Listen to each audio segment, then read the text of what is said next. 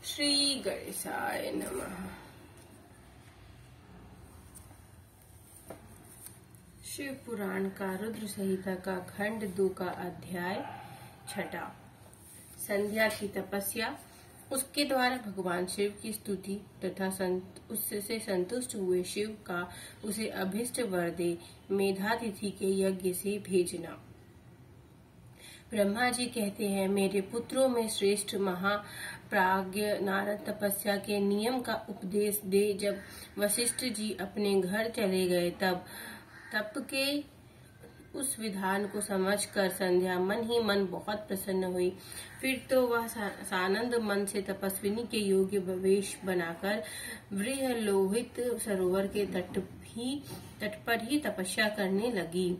वशिष्ठ जी ने तपस्या के लिए जिस मंत्र को साधन बताया था उसी के उत्तम भक्ति भाव के साथ वह भगवान शंकर की आराधना करने लगी। उसने भगवान शिव में अपने चित्त को लगा दिया और एकाग्र मन से वह बड़ी भारी तपस्या करने लगी। उस तपस्या में लगे हुए उसके 4 युग व्यतीत हो गए। तब भगवान शिव उसकी तपस्या से संतुष्ट हो बड़े प्रसन्न हुए तथा बाहर भीतर और आकाश में अपने स्वरूप का दर्शन कराकर जिस रूप का वह चिंतन करती थी उसी रूप से उसकी आंखों के सामने प्रकट हुए। उसने मन से जिनका चिंतन किया था उन्हीं प्रभु शंकर को अपने सामने खड़ा देख वह अत्यंत आनंद में निमग्न हो गई। भगवान का मुखार बिंदु बड़ा प्रसन्न दिखाई देता था। उनके स्वरूप से शांति बरस रही थी। वह सहसा भयभीत हो सोचने लगी कि मैं भगवान हर से क्या कहूँ, किस तरह उनकी स्तुति करूं। क्या इसी चिंता में पड़कर उसने अपने दोनों नेत्र बंद कर लिए। नेत्र बंद कर लेने पर भगवान शिव ने उसके हृदय में प्रवेश करके उसे दिव्य ज्ञान दिया, दिव्य वाणी और दिव्य दृष्टि प्रदान की। जब उसे दिव्य ज्ञान, दिव्य दृष्टि और दिव्य वाणी प्राप्त हो गई तब वह कठिनाई से ज्ञात होने वाले जगदीश्वर शिव को प्रत्यक्ष देखकर उनकी स्तुति करने लगी। संध्या बोली, जो निराकार और परम ज्ञान गम्य है, जो न स्थूल है, न सूक्ष्म है, न उच्च ही है, और जिनके स्वरूप का योगी जन अपने हृदय भीतर चिंतन करते हैं, उन्हीं लोक सहस्त्रता आप भगवान शिव को नमस्कार है। जिन्हें सर्व कहते हैं, जो शांत स्वरूप, निर्मल, निर्विकार और ज्ञान गम्य हैं, जो अपने ही प्रकाश में स्थित हो प्रकाशित होते हैं, जिनमें विकार का अत्यंत अभाव है, जो आकाश मार्ग की भांति निर्गुण निराकार बताते गए हैं तथा जिनका रूप अज्ञान नंदकार मार्ग से सर्वथा परे है, उन नित्य प्रसन्न आप भगवान शिव को मैं प्रणाम करती हूँ। जिनका रूप एक अद्वितीय शुद्ध बिना माया के प्रकाशमान सच्चिदानंदमय सहज निर्विकार नित्य आनंदमय सत्य ऐश्वर्य से युक्त प्रसन्न तथा लक्ष्मी को देने वाले हैं, उन भगवान शिव को नमस्कार है। जिनके स्वरूप की ज्ञान रूप से ही भावना की जा सकती है, जो इस जगत के सर्वथा भिन्न है और वे सत्व प्रधान ध्यान के योग्य आत्म स्वरूप सार भूत सबको पार लगाने वाले तथा पवित्र वस्तुओं में भी परम पवित्र है। उन आप महेश्वर को मेरा नमस्कार है। आपका जो स्वरूप शुद्ध, मनोहर, रत्नमय आभूषणों से विभूषित तथा स्वच्छ कपूर के समान गौरवपूर्ण है, जिसने अपने हाथों में वर, अभय, शूल और मुंड धारण कर रखा है, उस दिव्य चिन्मय सगुण साकार विग्रह से सुशोभित आप योग युक्त भगवान शिव को नमस्कार। आकाश, पृथ्वी, दिशाएं, जल, तेज तथा काल ये जिनके रूप है, उन आप परमेश्वर को नमस्कार। प्रधान प्रकृति और पुरुष जिनके स्वरूप से प्रकट हुए हैं, अर्थात वे दोनों जिनके शरीर है, इसलिए जिनका यथार्थ रूप अव्यक्त बुद्धि आदि से परे है, उन भगवान शंकर को बारंबार नमस्कार। जो ब्रह्मा होकर जगत की सृष्टि करते हैं, जो विष्णु होकर संसार का पालन करते हैं, जो रुद्र होकर अंत में सृष्टि का संहार करते हैं, उन्हीं आप भगवान सदाशिव को बारंबार नमस्कार। जो कारण के भी कारण है, दिव्य अमृत रूप ज्ञान तथा अणिमा आदि ऐश्वर्य प्रदान करने वाले हैं, समस्त लोकांतरों का वैभव देने वाले हैं, स्वयं प्रकाश रूप हैं तथा प्रकृति से भी परे उन परमेश्वर शिव को नमस्कार नमस्कार है। यह जगत जिनसे भिन्न नहीं कहा जाता, जिनके चरणों से पृथ्वी तथा अनाय अंगों से संपूर्ण दिशाएं, चंद्र, सूर्य, कामदेव एवं अन्य देवता प्रकट हुए हैं, जिनकी नाभि से अंतरिक्ष का आविर्भाव हुआ है, उन्हीं आप भगवान शंभु को मेरा नमस्कार है। प्रभु आप ही उस सबसे उत्कृष्ट परमात्मा है, आप ही नाना प्रकार की विधाएं हैं, आप ही हर संहार करते हैं, आप ही सदैव सद्भर ब्रह्म तथा परम ब्रह्म है। आप सदा विचार में तत्पर रहते हैं, जिनका न आदि है, न मध्य है, न अंत है, जिनसे सारा जगत उत्पन्न हुआ है तथा जो मन और वाणी के विषय नहीं है, उन महादेव की स्तुति मैं कैसे कर सकूंगी। ब्रह्मा आदि देवता तथा तपस्या के धनी मुनि भी जिनके रूपों का वर्णन नहीं कर सकते, उन्हीं परमेश्वर का वर्णन अथवा सत्वन मैं कैसे कर सकती हूँ। प्रभु आप निर्गुण हो, मैं मूढ़ स्त्री आपके गुणों को कैसे जान सकती हूँ। आपका रूप तो ऐसा है जिसे इंद्र सहित संपूर्ण देवता और असुर भी नहीं जानते। महेश्वर आपको नमस्कार है, तपोमय आपको नमस्कार है, देवेश्वर शंभु मुझ पर प्रसन्न होइए, आपको बारंबार नमस्कार है। ब्रह्मा जी कहते हैं, नारद संध्या का यह स्तुति पूर्ण वचन सुनकर उसके द्वारा भली भांति प्रशंसित हुए भक्त वत्सल परमेश्वर शंकर बहुत प्रसन्न हुए। उसका शरीर वक्कल और मृग चर्म से ढका हुआ था, मस्तक पर पवित्र जटा झूठ शोभा पा रहा था। उस समय पाल के मारे हुए कमल के समान उसके कुम्हालय हुए मुंह को देखकर भगवान हर दया से द्रवित हो उससे इस प्रकार बोले। महेश्वर ने कहा, भद्रे, मैं तुम्हारी इस उत्तम तपस्या से बहुत प्रसन्न हूँ। शुद्ध बुद्धि वाली तेज देवी, तुम्हारे इस सत्वन से भी मुझे बहुत बड़ा संतोष प्राप्त हुआ है। अतः इस समय अपनी इच्छा के अनुसार कोई वर मांगो, जिस वर से तुम्हें प्रयोजन हो तथा जो तुम्हारे मन में हो, उसमें यहाँ अवश्य मैं पूर्ण करूँगा। तुम्हारा कल्याण हो, मैं तुम्हारे व्रत नियम से बहुत प्रसन्न हूँ। प्रसन्नचित महेश्वर का यह वचन सुनकर अत्यंत हर्ष से भरी हुई संध्या उन्हें बारंबार प्रणाम करके बोली, महेश्वर, यदि आप मुझे प्रसन्नता पूर्वक वर देना चाहते हैं, यदि मैं वर पाने के योग्य हूँ, यदि पाप से शुद्ध हो गई हूँ तथा देव यदि इस समय आप मेरी तपस्या से प्रसन्न है, तो मेरा मांगा हुआ यह पहला वर सफल करे। देवेश्वर, इस आकाश में पृथ्वी आदि किसी भी स्थान में जो प्राणी है, वे सब के सब जन्म लेते ही काम भाव से युक्त ना हो जाएं। नाथ, मेरी सकाम दृष्टि कहीं ना पड़े। जो मेरे जो पति हों वे भी मेरे अत्यंत श्रीहद हों। पति के अतिरिक्त जो भी पुरुष मुझे सकाम भाव से देखे, उसके पुरुषत्व का नाश हो जाए, वह तत्काल नपुंसक हो जाए। निष्पाप संध्या का यह वचन सुनकर प्रसन्न हुए भक्त वत्सल भगवान शंकर ने कहा, देवी संध्या, सुनो भद्रे, तुमने जो वर मांगा है वह सब तुम्हारी तपस्या से संतुष्ट होकर मैंने दे दिया। प्राणियों के जीवन में मुख्यतः 4 अवस्थाएं होती है। पहली शैशवावस्था, दूसरी कौमारावस्था, तीसरी यौवनावस्था, चौथी वृद्धावस्था। तीसरी अवस्था प्राप्त होने पर देहधारी जीवन काम भाव से युक्त होंगे। कहीं कहीं दूसरी अवस्था के अंतिम भाग में प्राणी सकाम हो जाएंगे। तुम्हारी तपस्या के प्रभाव से मैंने जगत में सकाम भाव के उदय की यह मर्यादा स्थापित कर दी है, जिससे देहधारी जीव जन्म लेते ही कामशक्त ना हो जाए। तुम भी इस लोक में वैसे दिव्य सती भाव को प्राप्त करो जैसे तीनों लोकों में दूसरी किसी स्त्री के लिए संभव नहीं होगा। पाणी ग्रहण करने वाले पति के सिवा जो कोई पुरुष सकाम होकर तुम्हारी ओर देखेगा, वह तत्काल नपुंसक होकर दुर्बलता को प्राप्त हो जाएगा। तुम्हारे पति महान तपस्वी तथा दिव्य रूप से संपन्न एक महाभाग महर्षि होंगे, जो तुम्हारे साथ 7 कल्पों तक जीवित रहेंगे। तुमने मुझसे जो वर मांगा था वे सब मैंने पूर्ण कर दिया। अब मैं तुमसे दूसरी बात कहूंगा जो पूर्व जन्म से संबंध रखती है। तुमने पहले से ही यह प्रतिज्ञा करी थी कि मैं अग्नि में अपने शरीर को त्याग दूंगी। रहूंगी। उस प्रतिज्ञा को सफल करने के लिए मैं तुम्हें एक उपाय बताता हूँ, उसे निसंदेह करो। मुनिवर मेधातिथि का एक यज्ञ चल रहा है जो 12 वर्षों तक चालू रहने वाला है। उसमें अग्नि पूर्णतया प्रज्वलित है। तुम बिना विलंब किए उसी अग्नि में अपने शरीर का उत्सर्ग कर दो।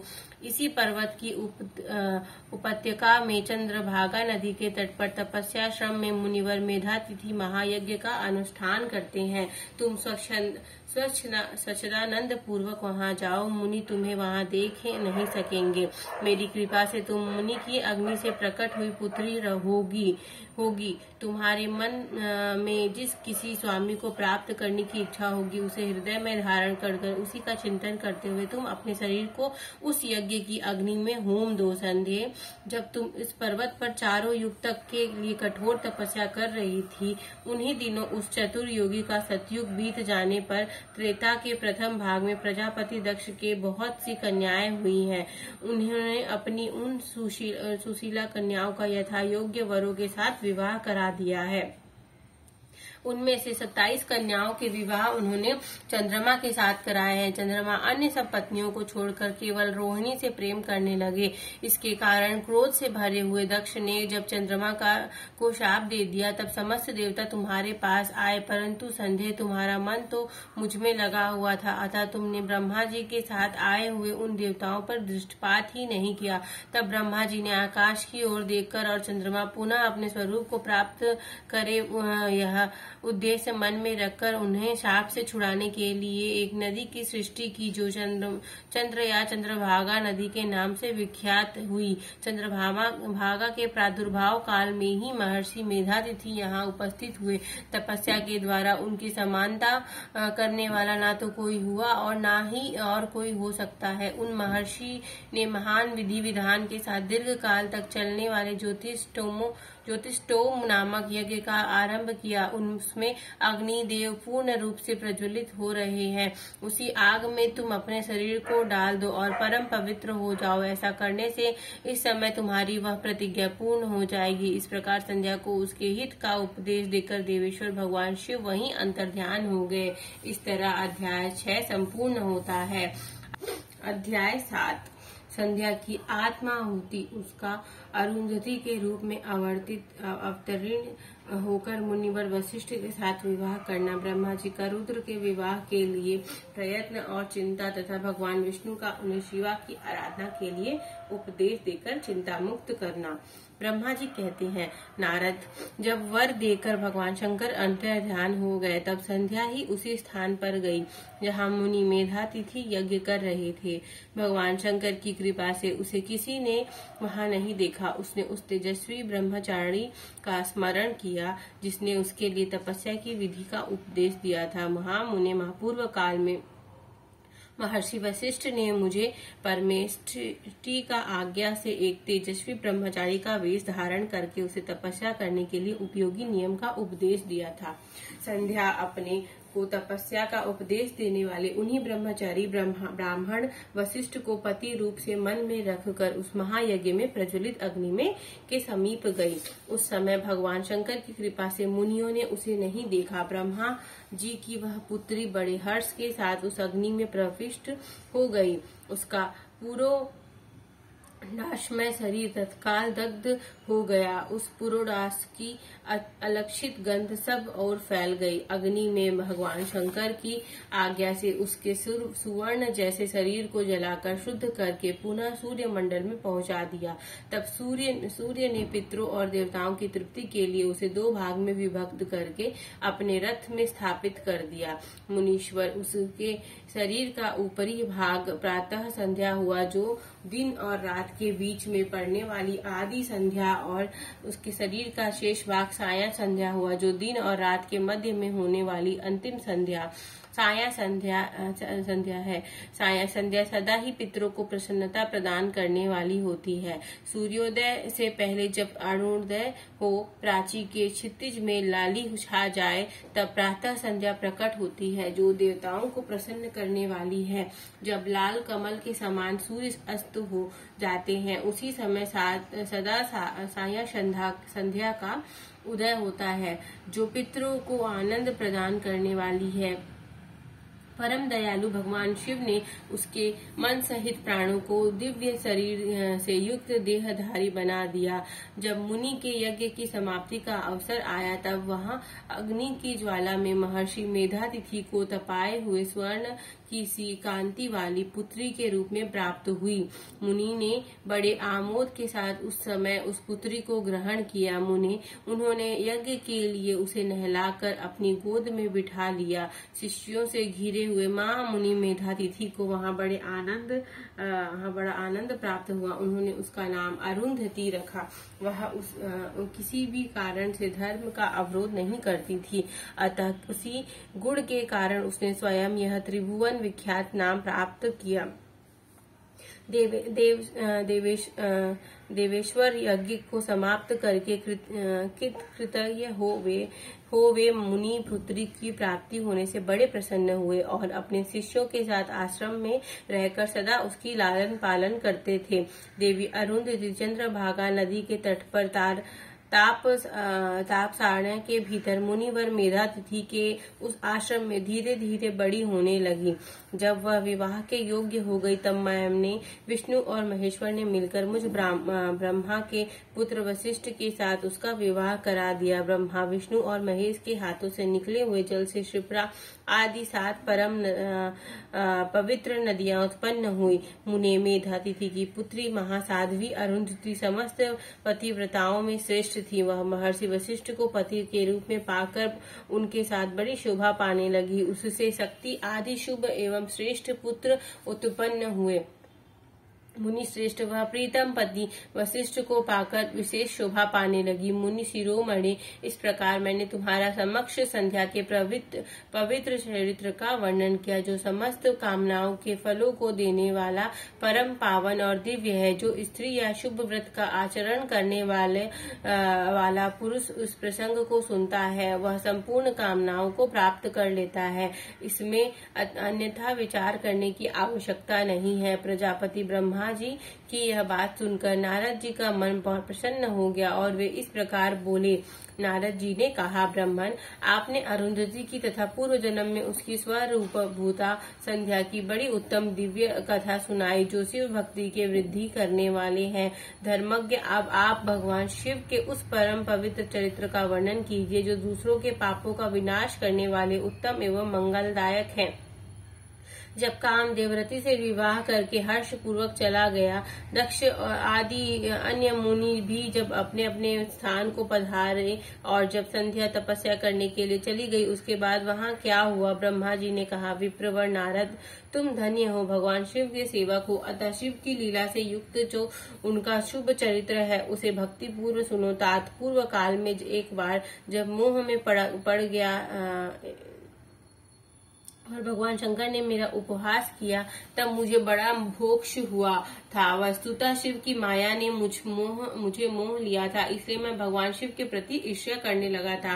किस प्रकार सो बताता हूँ, सुनो। मैं उस स्थान पर गया जहाँ दक्ष राजा मुनि उपस्थित थे। वहीं रति के साथ कामदेव भी था। नारद, उस समय मैंने बड़ी प्रसन्नता के साथ दक्ष तथा दूसरे पुत्रों को संबोधित करके वार्तालाप आरंभ किया। उस वार्तालाप के समय मैं शिव की माया से पूर्णतः मोहित था। अतः मैंने कहा, पुत्रों, तुम्हें ऐसा प्रयत्न करना चाहिए जिससे महादेव जी किसी कमनीय कांति वाली स्त्री का पानी ग्रहण करें। इसके बाद मैंने भगवान शिव को मोहित करने का भार रति सहित कामदेव को सौंपा। कामदेव ने मेरी आज्ञा मानकर कहा, प्रभु, सुंदरी स्त्री ही मेरा अस्त्र है, अतः शिव जी को मोहित करने के लिए किसी नारी की सृष्टि कीजिए। यह सुनकर मैं चिंता में पड़ गया और लंबी सांस खींचने लगा। मेरे उस निश्वास से राशि राशि पुष्पों से विभूषित वसंत का प्रादुर्भाव हुआ। वसंत और मल यानी ये दोनों मदन के सहायक हुए। इनके साथ जाकर कामदेव ने वामदेव को मोहने की बारंबार चेष्टा की, परंतु उसे सफलता ना मिली। जब वह निराश होकर लौट आया तब उसकी बात सुनकर मुझे बड़ा दुख हुआ। उस समय मेरे मुख से जो निश्वास वायु चली उससे मार्ग गणों की उत्पत्ति हुई। उन्हें मदन की सहायता के लिए आदेश देकर पुनः उन सबको शिवजी के पास भेजा, परंतु महान प्रयत्न करने पर भी भगवान शिव को मोह में न डाल सके। काम सपरिवार लौट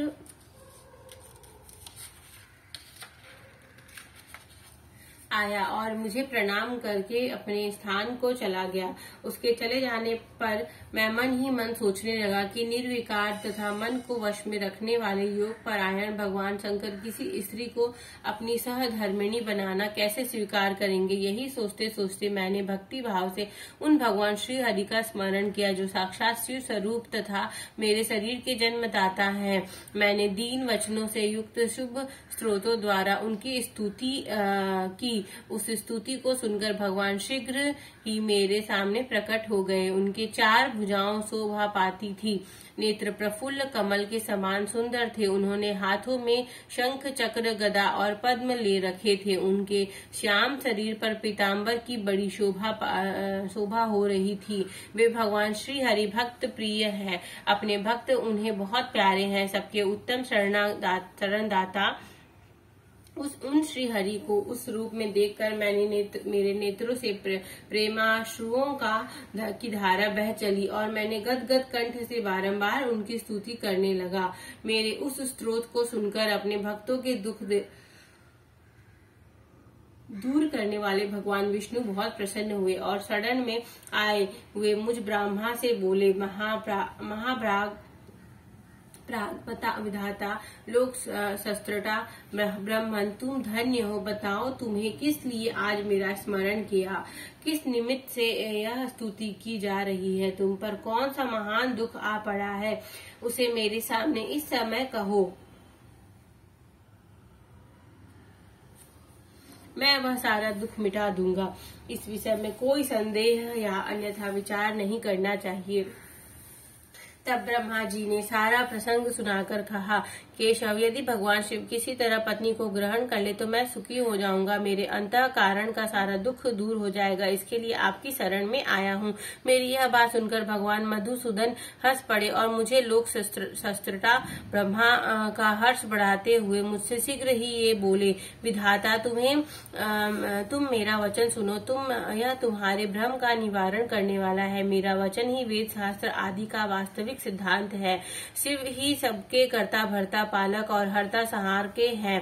वे ही परात्पर है, परम ब्रह्म परेश, निर्गुण नित्य अनिर्दृश्य निर्विकार अद्वितीय अच्युत अनंत, सबका अंत करने वाले स्वामी और सर्वव्यापी परमात्मा है, परमेश्वर है। सृष्टि पालन और संहार के कर्ता 3 गुणों को आश्रय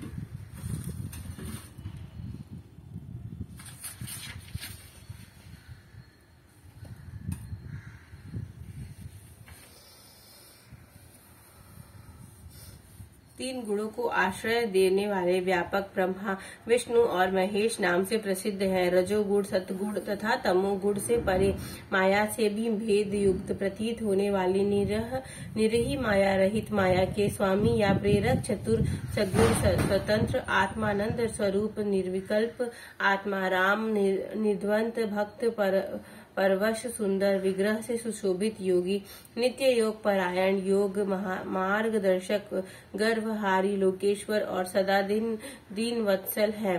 तुम उन्हीं की शरण में जाओ। सर्वात्मन शंभु का भजन करो, इससे संतुष्ट होकर वे तुम्हारा कल्याण करेंगे। ब्राह्मण, यदि तुम्हारे मन से यह विचार हो कि शंकर पत्नी के पानी ग्रहण करे तो शिवा को प्रसन्न करने के लिए उद्देश्य से शिव का स्मरण करते हुए उत्तम तपस्या करो। अपने उस मनोरथ को हृदय में रखते हुए देवी शिवा का ध्यान करो। वे देवेश्वरी यदि प्रसन्न हो जाएं तो सारा कार्य सिद्ध हो कर देंगी। यदि शिवा सगुण रूप से अवतार ग्रहण करके लोक में किसी की पुत्री हो, मानव शरीर ग्रहण करे तो वे निश्चय ही महादेव जी की पत्नी हो सकती हैं। ब्रह्मन, तुम दक्ष को आज्ञा दो, वे भगवान शिव के लिए पत्नी का उत्पादन करने के निमित्त स्वतः भक्ति भाव से प्रयत्न पूर्वक तपस्या करें। तात शिवा और शिव दोनों को भक्त के अधीन जानना चाहिए। वे निर्गुण परम ब्रह्म स्वरूप होते हुए भी शिक्षा से सगुण हो जाते हैं। विदे भगवान शिव की इच्छा से प्रकट हुए। हम दोनों ने जब उनसे प्रार्थना की थी तब पूर्व काल में भगवान शंकर ने तो बात कही थी, उसे याद करो। ब्रह्मन, अपनी शक्ति से सुंदर लीला विहार करने वाले निर्गुण शिव ने शिक्षा से सगुण होकर मुझको और तुमको प्रकट करने के पश्चात तुम्हें तो सृष्टि कार्य करने का आदेश दिया और उमा सहित उन अविनाशी सृष्टिकर्ता प्रभु ने मुझे उस सृष्टि के पालन का कार्य सौंपा।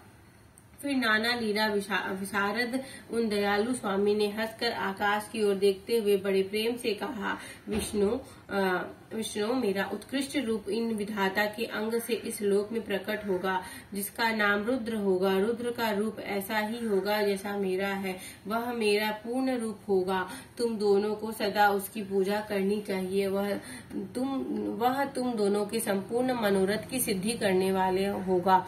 वही जगत का प्रलय करने वाला होगा। वह समस्त गुणों का दृष्टा, निर्विशेष एवं उत्तम योग का पालन होगा। यद्यपि तीनों देवता मेरे ही रूप है, तथापि विशेषतः रुद्र मेरा पूर्ण रूप होगा। पुत्रो, देवी उमा के भी 3 रूप है। एक रूप का नाम लक्ष्मी होगा, जो श्री हरि की पत्नी होगी। दूसरा रूप ब्रह्म पत्नी सरस्वती है।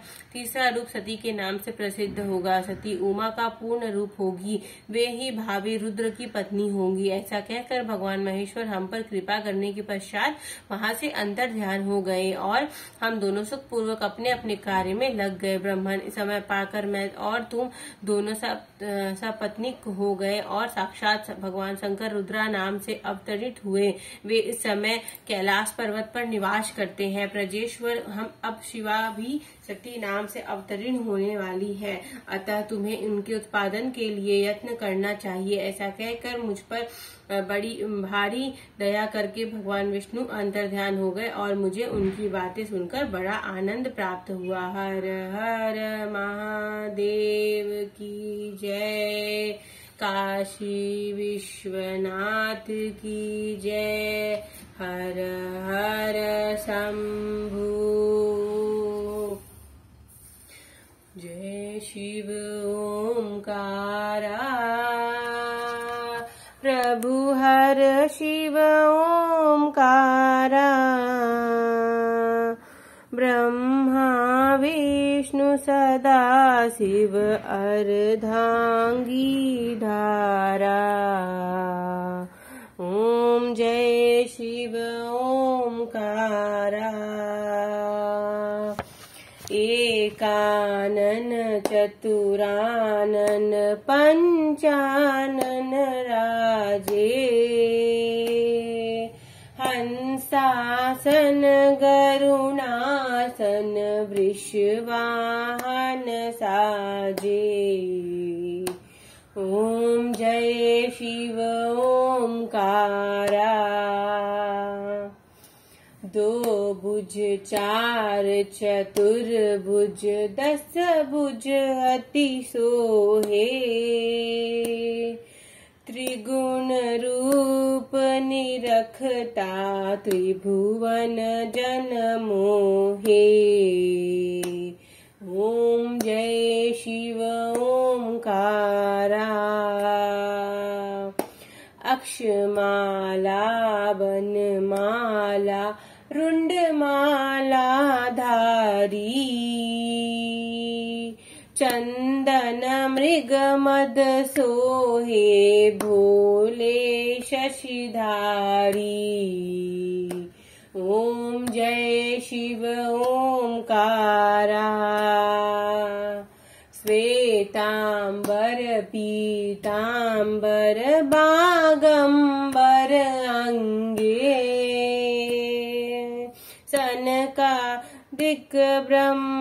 सनकादिक गरुणादिक भूतादिक संगे। ओम जय शिव ओंकारा।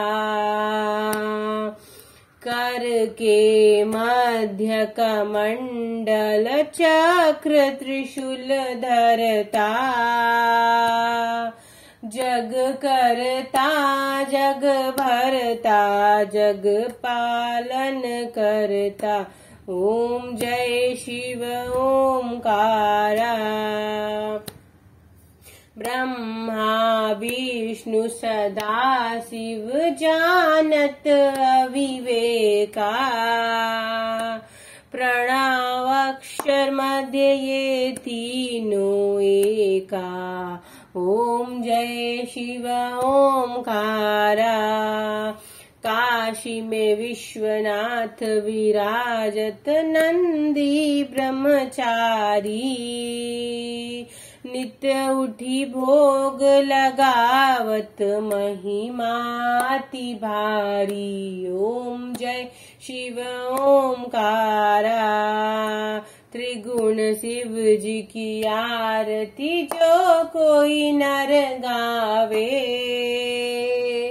कहत शिवानंद स्वामी मन वांछित फल पावे। ओम जय शिव ओंकारा। बोलो हर हर महादेव की जय। पार्वती पते की जय। हर हर शंभु। त्वमेव माता च पिता त्वमेव